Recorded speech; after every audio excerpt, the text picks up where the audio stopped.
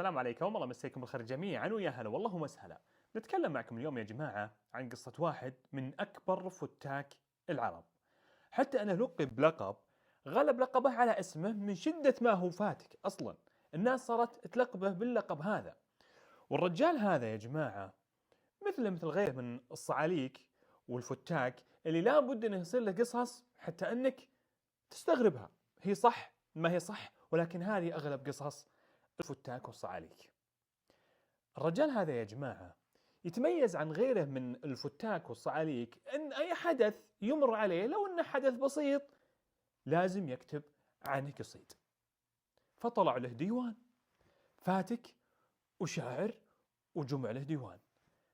القتال الكلابي، هذا الرجل اللي كان اسمه عبد الله المضرحي. عبد الله المضرحي يا جماعة هذا رجل صار من الفتاك مثل ما قلنا، فلقبوه الناس من شدة ما هو فاتك وقاتل بالقتال. القتال الكلابي من بني ربيعة. الرجل هذا يا جماعة بدت قصته لما قتل ولد عمه، وسبب قتله الولد عمه لأنه كان يحب أخته.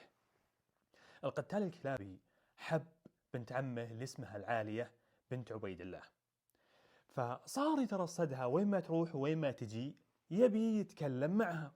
وفعلا يوم من الأيام تكلم معها وأخذ معها وأعطى. اليوم الثاني اليوم الثالث، وكان أخوها زياد هذا كان وقتها مسافر وقت تعرف هذا القتال عبد الله المضرحي ببنت عمه العالية. كان مسافر، لكن يوم من الأيام رجع وصادف أن ولد عمه هذا عبد الله مع أخته العالية يسولفون. فهنا جنونه اللي أنت يا زياد، فجاء وتكلم مع ولد عمه عبد الله فقال: اسمع يا عبد الله، إذا كانت هذه المرة الأولى اللي أشوفك فيها مع أختي العالية فيه المرة الأخيرة، ولو شفتك معها المرة الثانية فاعرف أن ما بيني وبينك إلا السيف، والله لأقتلك. واضح الكلام؟ هنا القتال قال واضح. وش بيقول يعني؟ واضح وسام وابشر.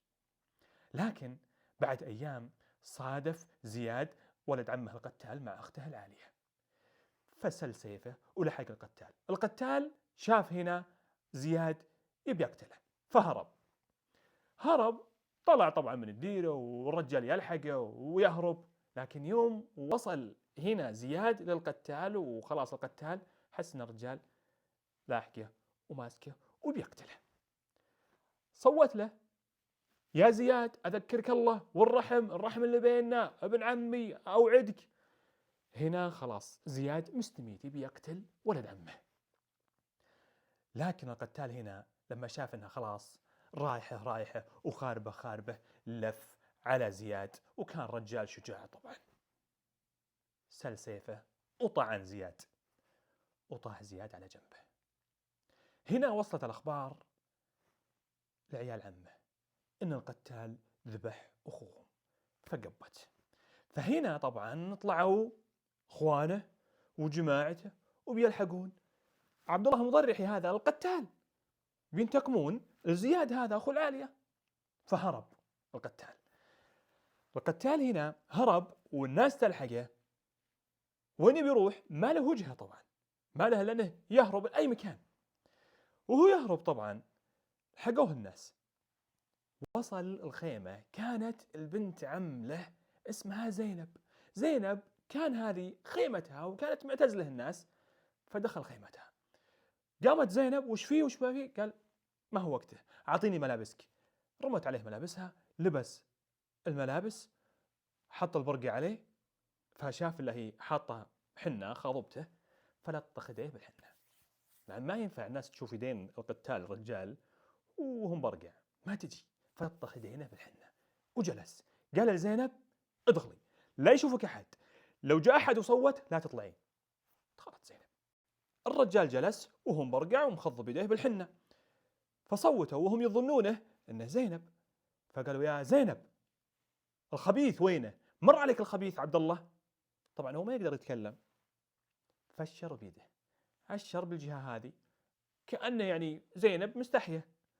فشر بيده، أشر بجهة هو أساسا بيروح الجهة مخالفة لها. فهموا الإشارة وراحوا مع الجهة اللي أشار عليهم القتال. يوم حس القتال أنهم خلاص أبعدوا، قام غسل يديه، نفض اللي عليه وتوجه للجهة العكس. فوصل إلى جبل. الجبل هذا اسمه جبل العماية. جبل عماية هذا من جبال نجد. فاختبأ فيه. الجبل كبير، لكن القتال يتمشى بالجبل، يبي يشوف مكان يستره لين الله يفرجها عليه. اللي صار انه يتمشى يمين ويسار لعله يشوف له شعب ولا يشوف له غار، المهم انه يمشي الا هذا المكان اللي مثل الغار، غار صغير بالجبل. فقال بعد هذا المكان، فدخل الا هو يشوف عظام.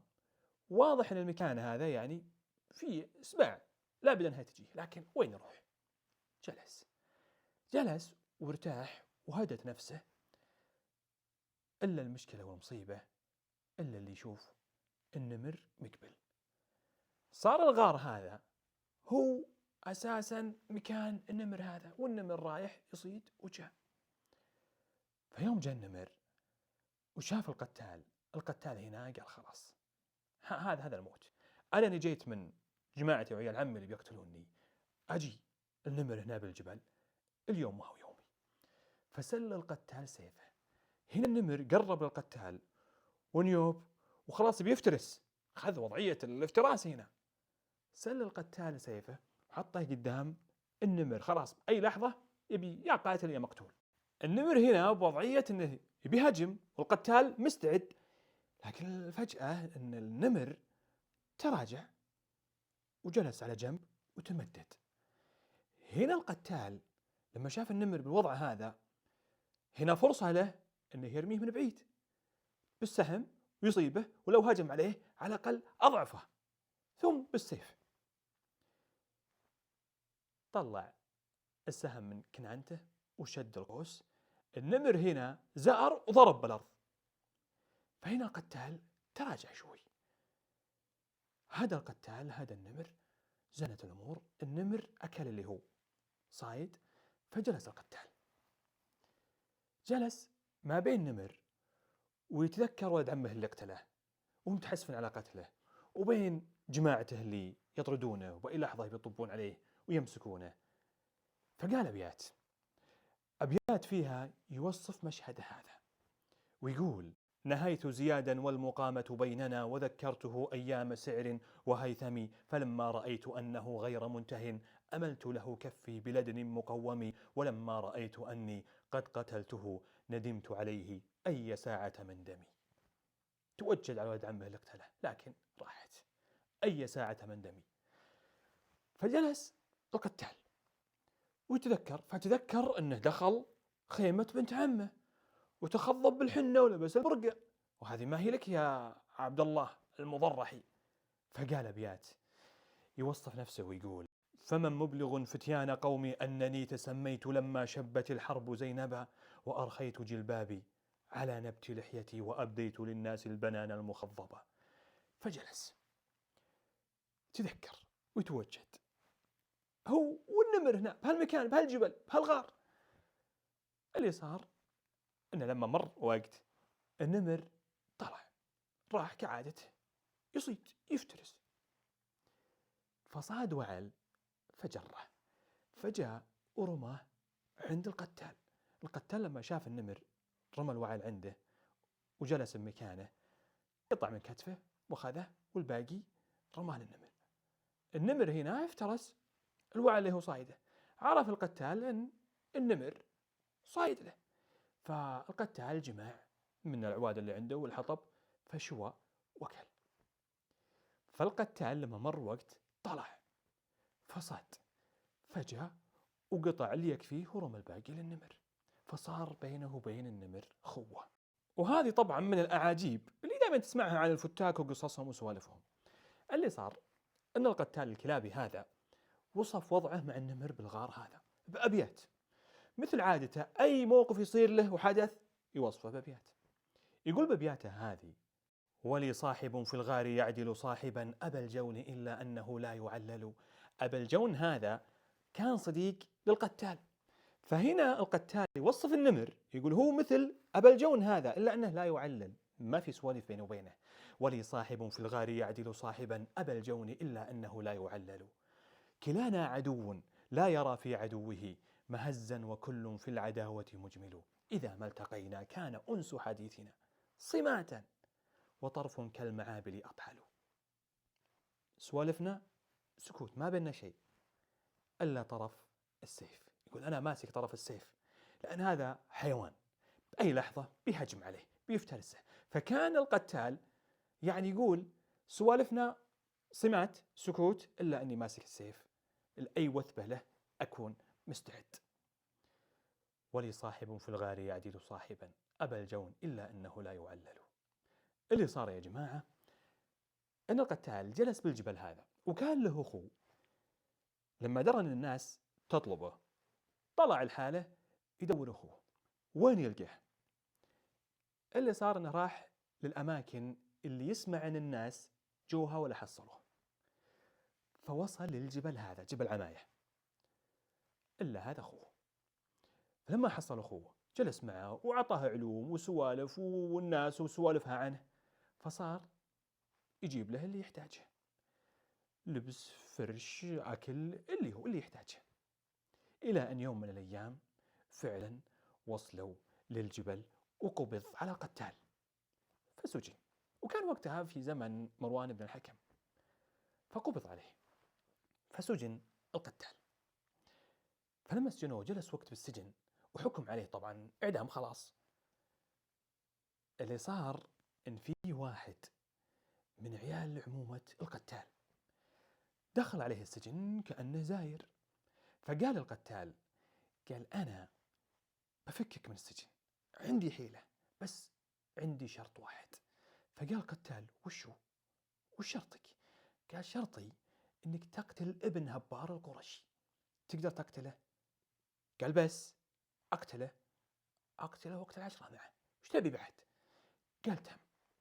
قال برسل لك طعام وبحط مع الطعام هذا حديدة أو مثل خنجر، وانت حاول تفك السلسلة والقيود اللي عليك بأي طريقة تقدر عليها. وإذا طلعوك تتوضأ مع مساجين حط رجلك للجهة الفلانية بتحصل هناك مجهز لك الخيل وسلاح واهرب. والشرط اللي بيننا لا تنساه، تقتل من؟ قال ابن هبار، انسى موضوعه.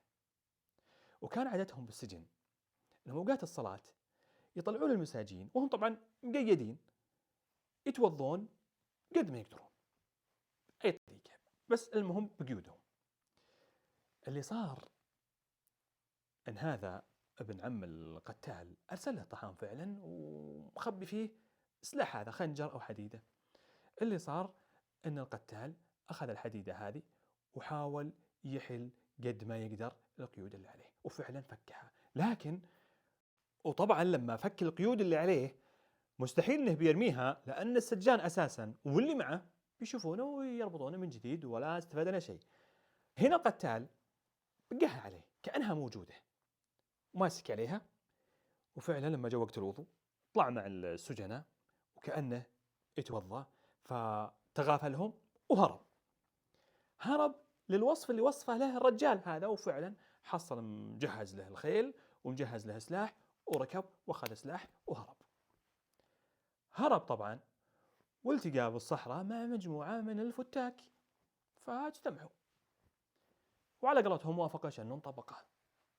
فهنا القتال لازم انه يوفي بوعده للرجال هذا، فصار يترصد لابن هبار هذا يحاول يتلمس أخباره يمين يسار. فسمع إن ابن هبار القرشي هذا يبي يطلع وبيتوجه للشام، وفعلا ترصد له.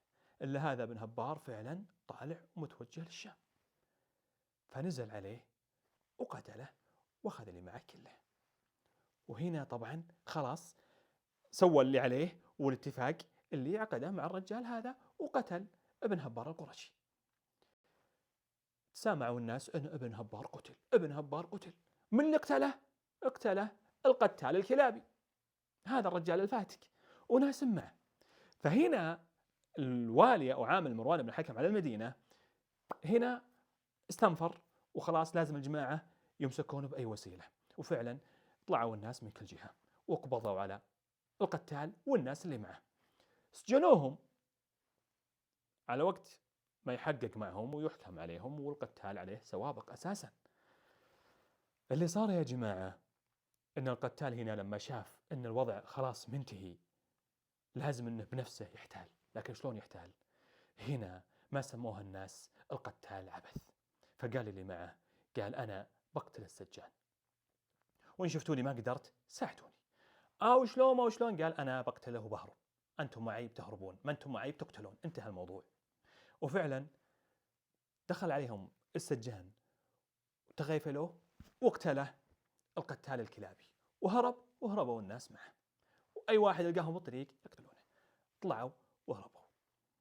فهنا القتال الكلابي يوصف ويقول: وإني وذكر أم حسان كالفتى متى ما يذق طعم المدامة يجهلي، ألا حبذا تلك البلاد وأهلها لو أن عذابي بالمدينة ينجلي، برزت لها من سجن مروان غدوة فآنستها بالأيم لم تتحولي، إلى آخر القصيدة. ويقول القتال الكلابي بعد ما قتل ابن هبار القرشي: تركت ابن هبار لدى الباب مسندا، وأصبح دوني شابة وأرومها بسيف امرئ لا أخبر الناس باسمه، ولو أجهشت نفسي علي همومها. وقتلت بسيف شخص ما أعلم باسمه، لو صار ما صار وأجهشت نفسي علي همومها أبدا. هذا إذا قيل فعلا فاتك وراعي واجب ما يعلم. وفعلا قتل ابن هبار، فمسكوه الناس وسجنوه وقتل السجان هرب طبعا، فعاش مكان بعيد، وكان عنده ولدين المسيب وعبد السلام. المسيب أكبر من عبد السلام، وصارت له طبعا قصص وأحداث.